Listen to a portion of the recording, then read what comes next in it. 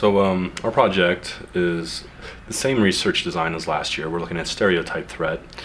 And what we do is have our participants induced with stereotype threat so that they are worried about confirming a stereotype about a group they belong to, which in this case could be homophobia. We want males to feel this stereotype threat and see how they behave.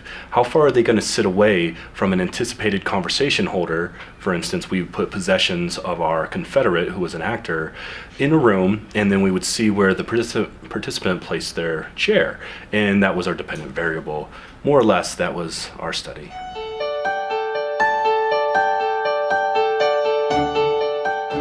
I wanted to say that one reason that we decided to stay with this is because the research design was ingenious in itself and it didn't require a lot of resources.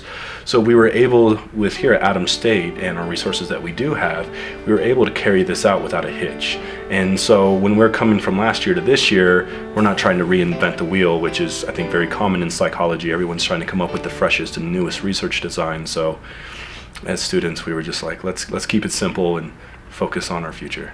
Well, some of the things that we would provide the participants with once they kind of found out that they were going to have a conversation with our Confederate Vince, who is a homosexual, that we'd give him a thought listing task where they would just write down any thoughts or emotions that they were currently experiencing.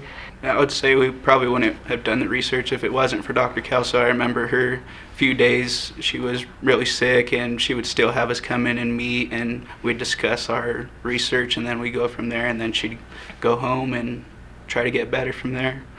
So my role is really facilitator. The real work is what they did. All three of the students entered data, so they ran participants, they entered data. I helped with the data analysis just because I've got a little bit more background in that, but they were also working on that, and they're doing the presentation.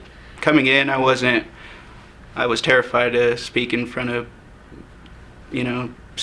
people, and now I've gotten more comfortable with that, and I feel like that helps me better my career in the future.